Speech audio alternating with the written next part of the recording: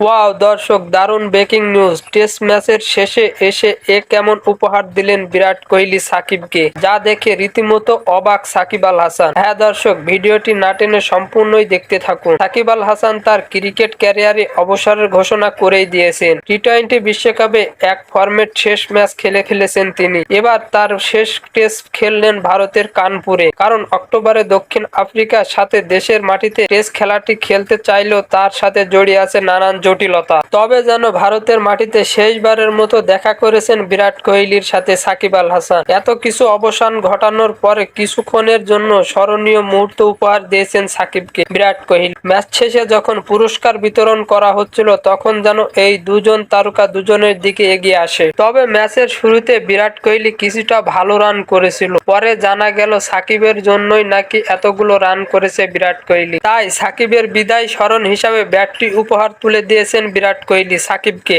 ভারতের এই মাস্টার মাইন্ডের বন্ধুত্বের মতো এত হাত বাড়ালেন বিরাট কোহলি। খেলার সকল আপডেট খবর পেতে আমাদের চ্যানেলটি সাবস্ক্রাইব করে পাশেই থাকবেন। ধন্যবাদ সবাইকে।